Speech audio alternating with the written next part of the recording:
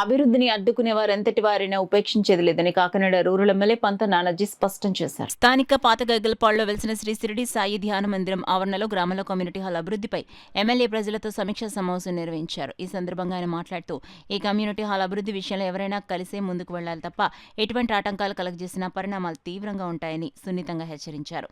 శ్రీ షిరిడి సాయి ధ్యాన మందిరం అధ్యక్షులు మేకా లక్ష్మణరావు మాట్లాడుతూ 2011లో శంకుస్థాపన జరిగిన ఈ ధ్యాన మందిర నిర్మాణానికి ఎంపీ నిధులు 2 లక్షలు, జిల్లా పరిషత్ నిధులు 2 లక్షలు, పంచాయతీ గ్రాంట్ 2 లక్షలు అధికారులు సమకూర్చగా 30 లక్షలకు పైగా నిధులు ఎంతో మంది దాతల నుంచి సమీకరించి ఈ భవన నిర్మాణాన్ని ఇంతవరకు తీసుకొచ్చామని తెలిపారు. ఈ కమ్యూనిటీ హాల్ నిర్మాణంలో మొదటి నుంచి కీలక పాత్ర వహించినటువంటి మాజీ ప్రధానోపాధ్యాయులు అల్లూరి సత్యనారాయణ చౌదరి మాట్లాడుతూ ఈ ఆలయ అభివృద్ధి కోసం 15 సంవత్సరాలుగా అనేక ఒడిదుడుకులు ఎదుర్కొంటున్నామని, ప్రస్తుతం గ్రామస్తుల సహకారంతో ఈ ధ్యాన మందిరం కమ్యూనిటీ హాల్ అభివృద్ధికి కృషి చేయాలని ఎమ్మెల్యేను కోరారు. అనంతరం ఎమ్మెల్యే పంత నానాజీతో పాటు ఆలయ అధ్యక్షులు లక్ష్మణమూర్తిలను గ్రామస్తులు ఘనంగా సత్కరించారు. ఈ కార్యక్రమంలో గ్రామ మాజీ ఉప సర్పంచ్లు పాలిక రామ్మోహన్ రావు, గుబ్బలప్పారావు, గ్రామ పెద్దలు పాలిక శ్రీనివాసరావు, పెంకే వెంకటేశ్వరరావు, పాలిక అప్పారావు, పాలిక నరసింహమూర్తి, పాలిక సత్యనారాయణ, గంజ సత్యబాబు, కూటమి నాయకులు రామకృష్ణ, తాటికాల వీరబాబు, కుడిపుడి బాలాజీ, పాలిక రాజశేఖర్, కాకరపల్లి శ్యామ్, శ్రీ ఈ మందారపు చిట్టిబాబు, సాయిబాబా, ఆలయ కమిటీ సభ్యులు కమ్మ వీరాజు చౌదరి, బాలకృష్ణ, పంపర మహేష్, పెంకే రామకృష్ణ, పాలిక అరవింద్, చల్లంగి శ్రీనివాస్, పాలిక వాసు, పెంకే సత్యబాబు, గుబ్బల రవితేజ,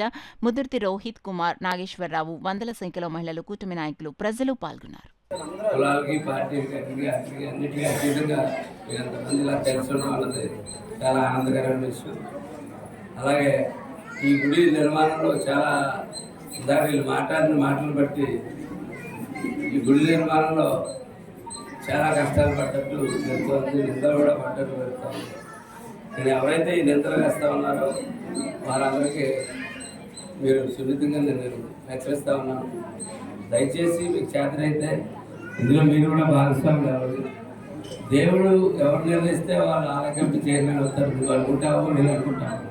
కాబట్టి ఇతరుల మీద నిందలేయొద్దని చెప్పి చెప్తా ఉన్నాం. అది మొదటిసారి కాబట్టి సున్నితంగా హెచ్చరిస్తూ అవుతాము. దయచేసి అందరూ కూడా ఈ ఆలయ నిర్మాణంలో బాధ్యులు కావాలని చెప్పి కోరుకుంటా ఉన్నాం, భాగస్వాములు కావాలని చెప్పి కోరుకుంటా ఉన్నాం.